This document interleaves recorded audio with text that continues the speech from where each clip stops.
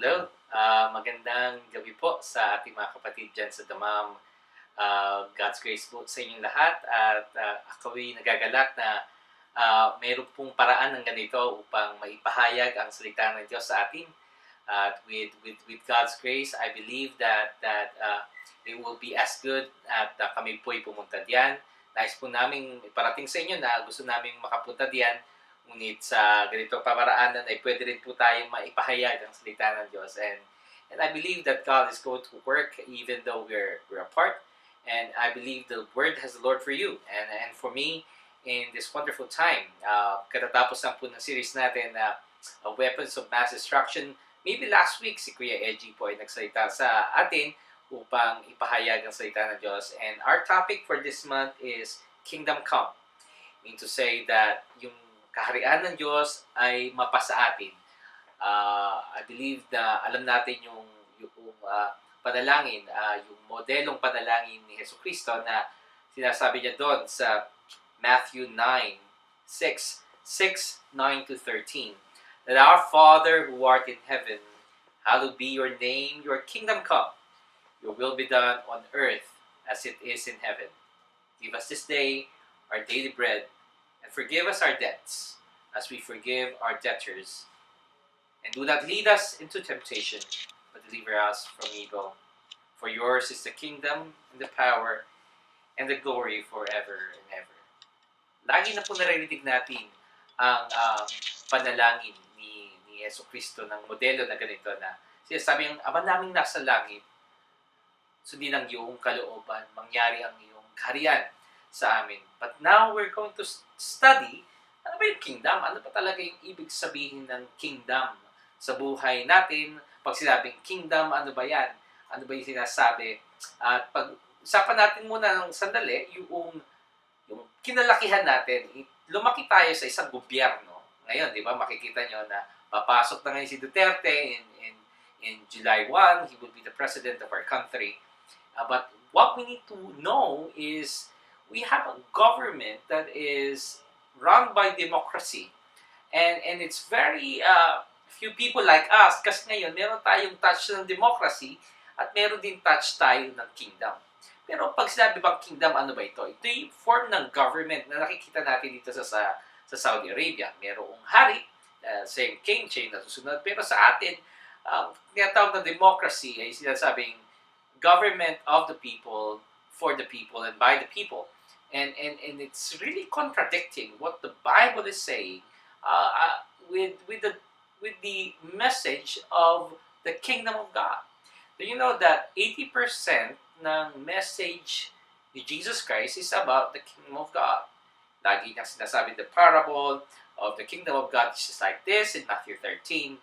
But right now, we're going to deep study, pag-aaralan natin mabuti kung ano yung kingdom.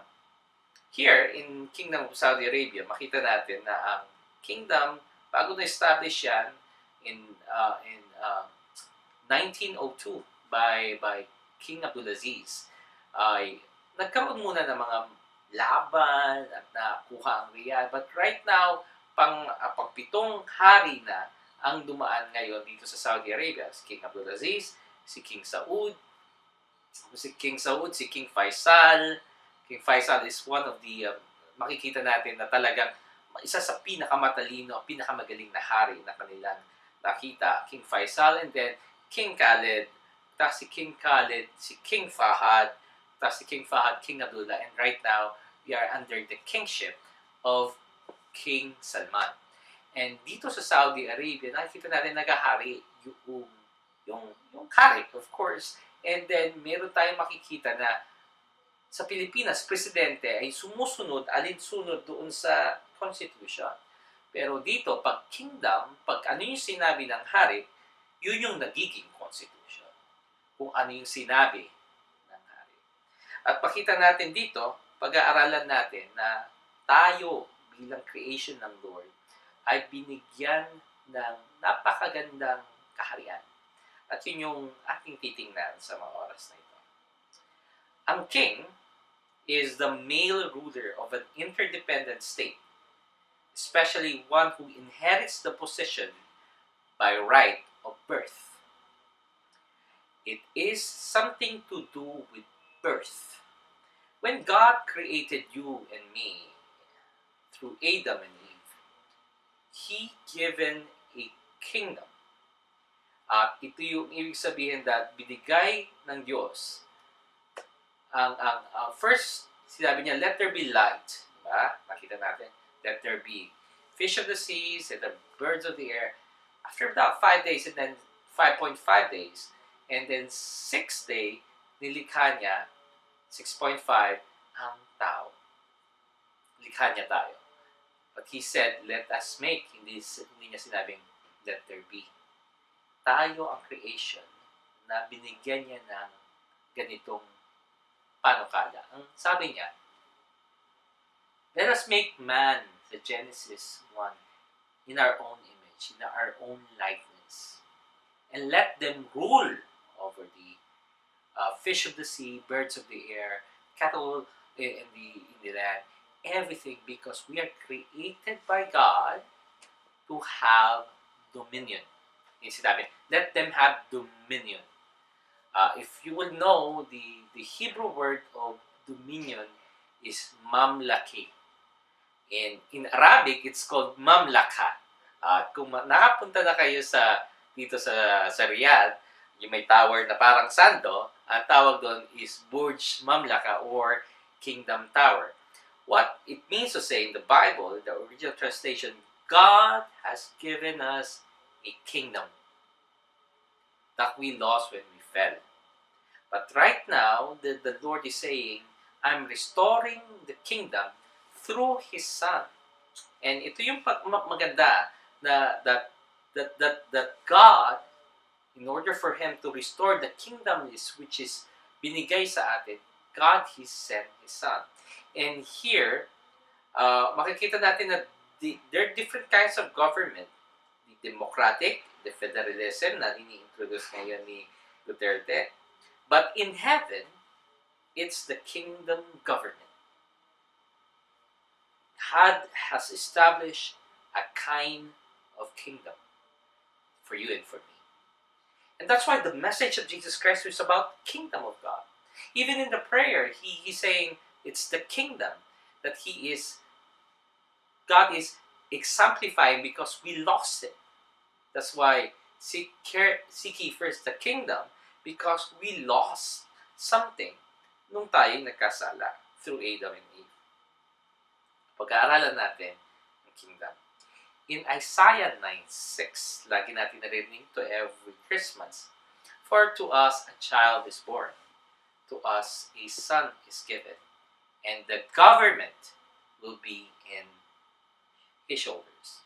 And He will be called Wonderful Counselor, Mighty God, Everlasting Father, Prince of Peace.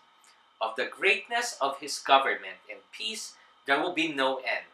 He will reign on David's throne and over His kingdom, establishing and upholding it with justice and righteousness from that time and forever. The seal of the Lord God Almighty will accomplish this. It means to say that Jesus was sent to us to establish a government. And that government is a kind of government which is a kingdom government.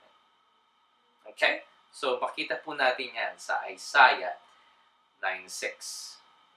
So, here we have our points. And the points are the king and his dominion, the king who became a servant para ma-restore tayo na kanyang nasasakupan. And He's called now as the King of Kings. And that is our Lord Jesus Christ. Ito na po tayo sa topic natin sa John 1. You know that for God so loved us, and He's willing to give everything to restore the relationship that we have with God. He said in John 1, in the beginning was the Word, already existed. The Word was with God, and the Word was God. He existed in the beginning with God. God created everything through Him, and nothing was created except through Him. The Word gave life to everything that was created, and His life brought life to everyone. The light shines in the darkness, and the darkness cannot never extinguish it. It means to say in John 1, in the beginning, before the creation comes, was the world already. The Word. Everything was made through God's Word. And in John 1, 6, God sent a man, John the Baptist, to tell about the light so that everyone might believe because of his testimony. John himself, John the Baptist, was not the light. He was simply a witness to tell about the light. And that is meaning to say Jesus Christ. The one who was the true light, who gives light to everyone, was coming into the world. This kind of word and light came into us, that he came into the very word in John 1:10, he came into the very world he created. He came. He went. The word of God just went down because the man has lost its kingdom. The kingdom that God established in order for men to dominate, nawala. Na parang nawala sa kanila, na lost nila because of the sin or because of the disobedience. But he came into the world, the very world he created, na siya lumikha, but the world did not recognize him. And that is our Lord Jesus Christ. He came to his own people, and even they rejected him. But here, but all to all who believe and accepted him, he gave the right to become children of God. They are reborn. That's why it's called born again. Born again is not a sect. Hindi siya sekta na kung saan nagiging born again at pumapasok ka sa isang relihiyon. Born again is a state of mind wherein you were brought into the kingdom of God, into the believing His Son, not with physical birth, sabi dito sa verse, resulting from a human passion or plan, but a birth that comes from God. If you will see that verse in that screen, in your screen, that is a birth, yung tinatawag na pagiging born again. That's why in John 3, not unless you are born again, you cannot see the kingdom of God. Because the kingdom of God belongs to the people that you were born into it. Here in Saudi Arabia, we cannot be part of the monarchy because we're not born into that family. But here God has given us an opportunity. You want to become the monarchy, become part of God's family. You are given the right to become children of God only to those who believe Jesus and accepted Him. It means to say that it's not a religious affiliation. Hindi siya, susulat ka ng papel, born again ka na. It's a state of believing in Jesus Christ. He's the Word of God. He came to the world He created, and He became flesh that dwells among us. But it says that if you believe Him and accepted Him, He gave you the right to become children of God. I highlight that one in the screen you have. They are reborn not with physical birth resulting from human passion, but a birth that comes from God. So the Word became human and made His home among us. That creation, the Creator, became a subject. He was full of unfailing love and faithfulness. And we have seen His glory, the glory of Father's one and only Son. Let's pray. Father, I pray that we may understand Your message. Oh God, I pray even though, Lord, na sila'y nasa damam, at ako'y narito sa Riyadh, I believe that Your word cannot be limited, oh God. It cannot be limited by human understanding. I pray that the message of the gospel of Jesus Christ through Your kingdom, let Your kingdom come, that Your will be done on earth as it is in heaven. We thank You. Guide us. Thank You, Lord, for their life. Bless them in Jesus' name. Amen.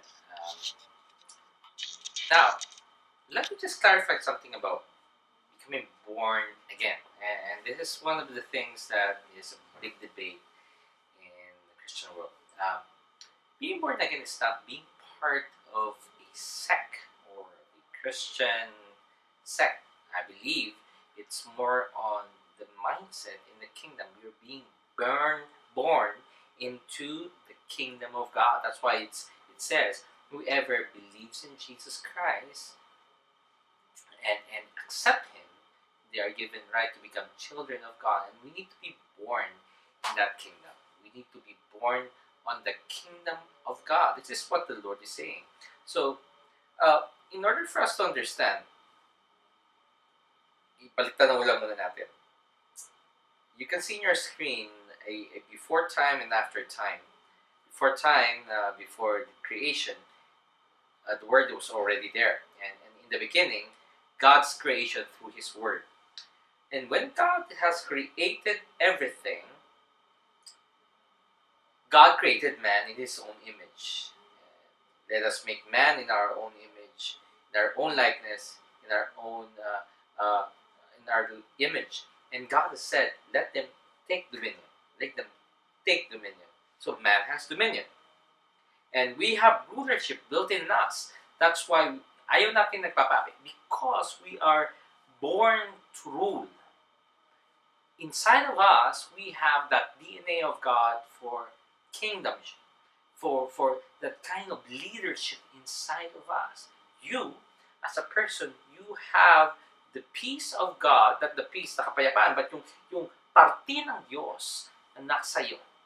That's why in your heart, you know, in your heart of hearts, that God has really a part of you, that you have God's plan inside of you.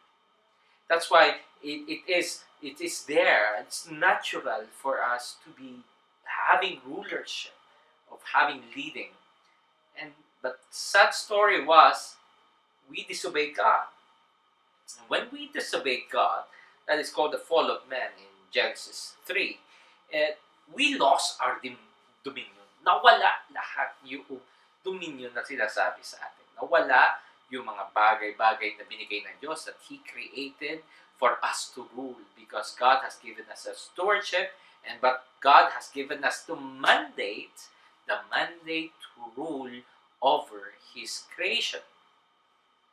Then afterwards, many thousand years, about 7,000 years, 8,000 years, the Lord has been sent to the Word was sent in John 1. That's why the Word became flesh that dwells among us. He made the creation, being siya yung nagpunta in order for Him to restore back yung mga nawala sa atin. That's why His message is not being saved alone. His message, the message of Jesus Christ, is for you to be part of God's kingdom, to enter God's kingdom.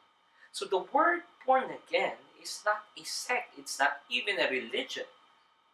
It's a process of God, that those who believe in Jesus Christ will be birthed o mapapanganak into God's kingdom. But as a kingdom here, meron tayong rule dito, makita natin. Yung culture ng natin, ng Saudi Arabia, it will be depending on who the king will be, or who the king is. Yung kultura sa atin, kung sino yung hari, siya yung kung ano yung dala-dala niya, yun yung nabibigay niya sa tao. And we need to understand the culture of the kingdom of God. It's not like the kingdom here on earth. There's something about the kingdom of God which we need to understand and bring into you na yung may kulturang binibigay. That's why Jesus Christ was sent not only to introduce the kingdom of God, but for Him to represent the kingdom of God. He was a God that born into His creation in Hebrews. And the word was sent in Philippians 2. Though He was God, He kinuha niya yung pagiging servant in order for Him to go down into the level of His creation. And this is what's marvelous with Jesus Christ, then the word was sent, and he came here preaching the gospel. The first preaching of Jesus Christ is repent, for the kingdom of God is at hand. That was the same message of John the Baptist. Yun yung message ng kingdom niya. Yun yung message ni Jesus Christ. Kingdom. The kingdom culture na bini-introduce ni Jesus Christ. Then the restoration came. Nung namatay si Jesus Christ, he was having to have, because there was a restoration stage, and our sonship was restored. We are called now a peculiar people, a holy nation, a peculiar people. So because of that, whoever believes in Jesus Christ have the right to become children of God. And that is for us to enter the kingdom of God. Kingdom of God is not only it comes to heaven, you name kingdom of God. No. Our prayer says, our model prayer says, Thy kingdom come, and Thy will be done on earth as it is in heaven. The Roman Empire have the colonialism, or tayo na we are being colonized by Spain for 400, how many years? 402, I think. 403? 300 plus years being colonized. So, we got many attitudes na talaga, ano na ba, ilang taon na ba yung nakalipas? 100 years na, may mga dala-dala pa rin tayong kultura ng Spain. We have that kind of elitista na talagang tinatry na baguhin ng incoming president. That kind of, pag marami kang pera, then ikaw yung angat sa lipunan. That was introduced to us in a culture way that nakuha natin because the Kingdom of Spain that brought by Magellan, there was something about that. It's more that, it's not only Christianity, but there's something more about it. So, yung nangyari no, they're making it the kingdom of God by force. But you cannot take the kingdom of God by force. It needs to be birthed into a person. You need to have that person birthed into the kingdom of God. That's why I really respect our cousins, yung mga ano natin na mga taga Mindanao, mga kapatid natin na mga nandun, because they're right. They have been born there in that way. But I believe that the kingdom of God is for everyone.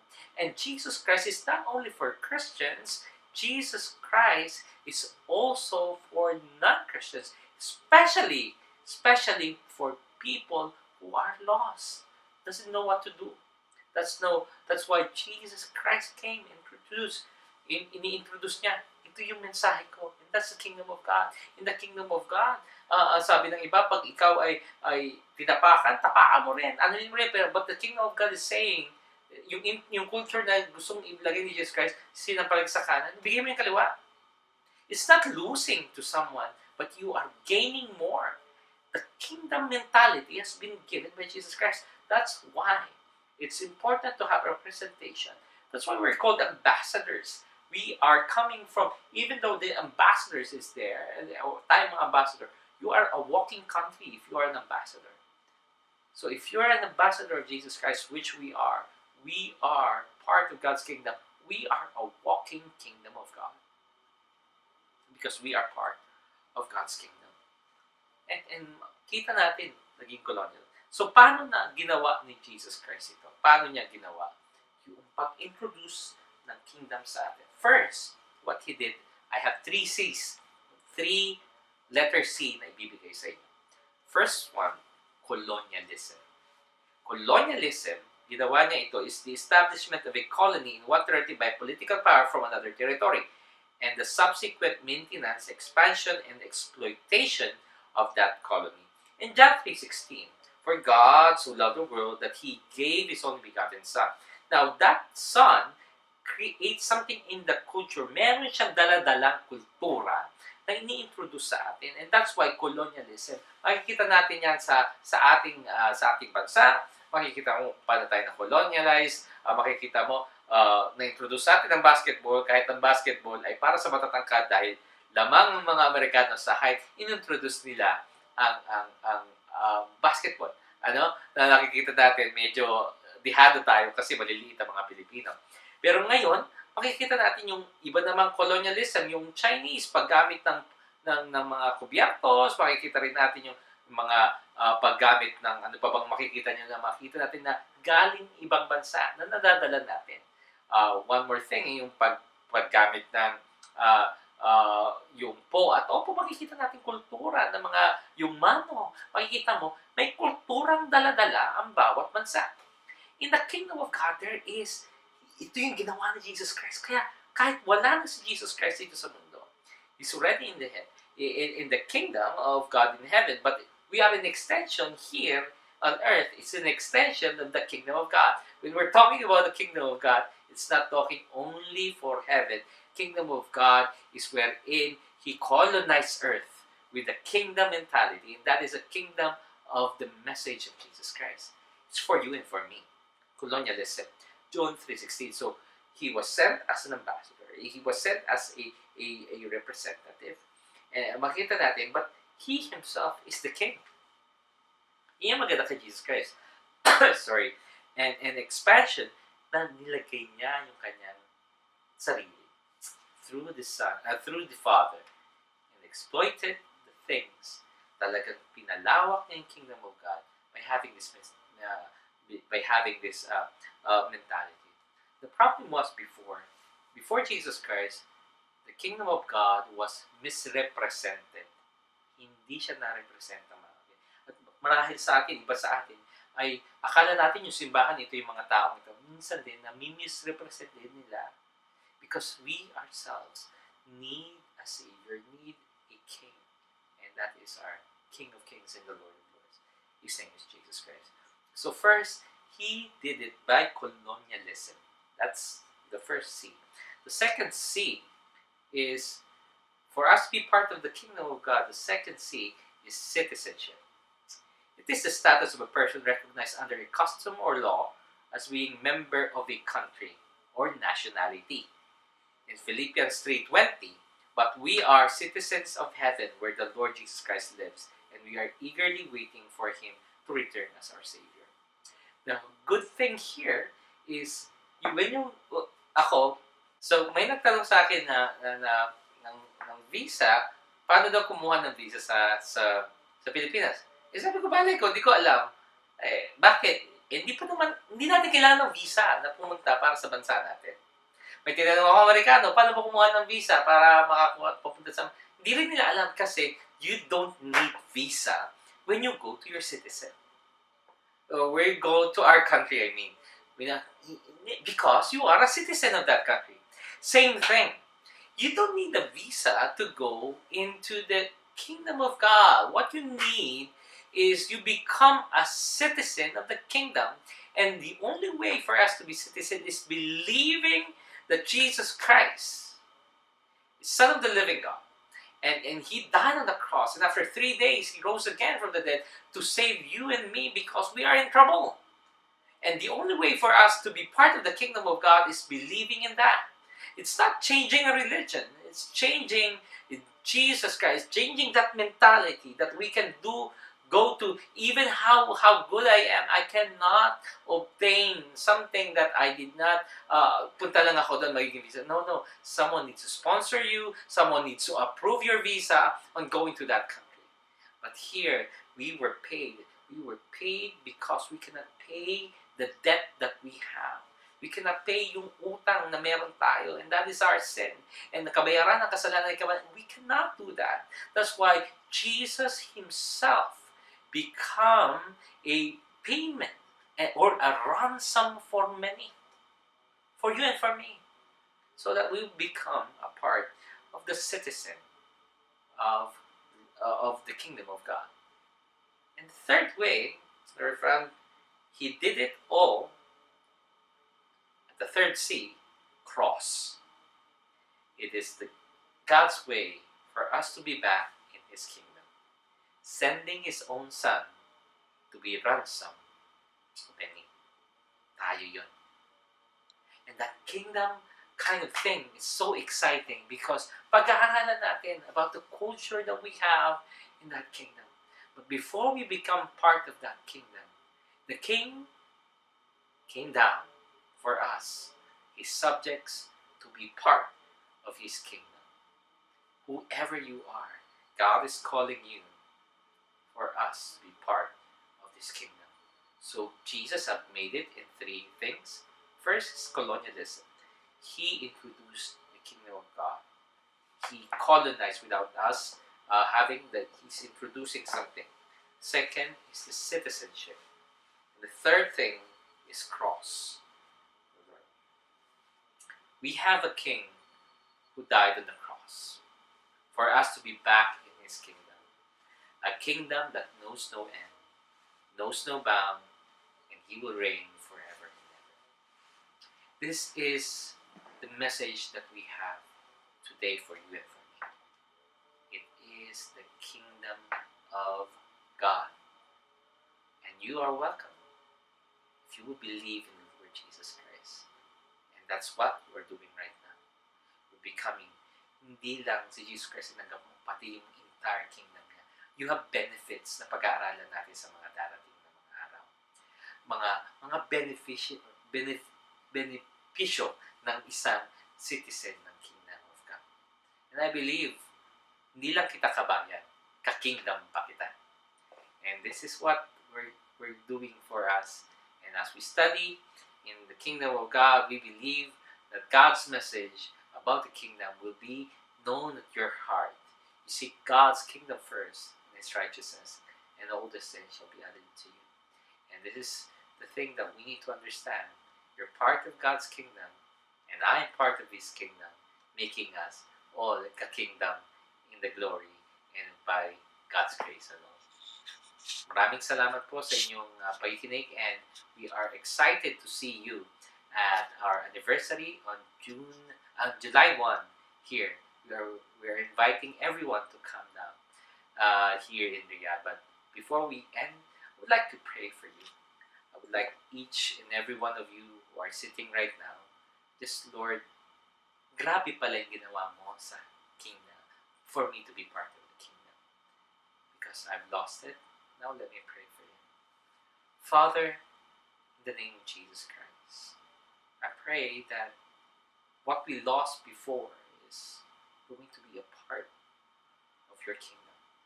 I pray that whatever your will sa amin, Panginoon, in becoming part of that kingdom, may we see, O Lord, what you've done in our lives.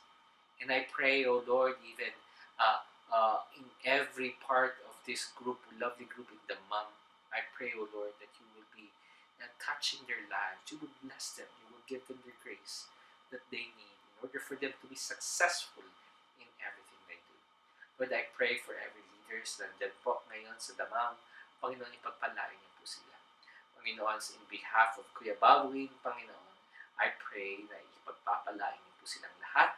Bibigyan niyo, Panginoon, sila ng lakas. Bibigyan niyo po sila ng kapayapaan, kagalakan na nagmumula sa iyo. Panginoon, kasama, Panginoon, ng bawat tao, Panginoon, na kasama namin sa GPL family, a part of your kingdom. And I believe, O Lord, that there will be, in your kingdom, O Lord, will know no end, will know no bound. And Lord, thank you, Lord, for making us a part of your kingdom. Lord, we thank you so much. In Jesus' name we pray. And everyone will say, Amen. God bless.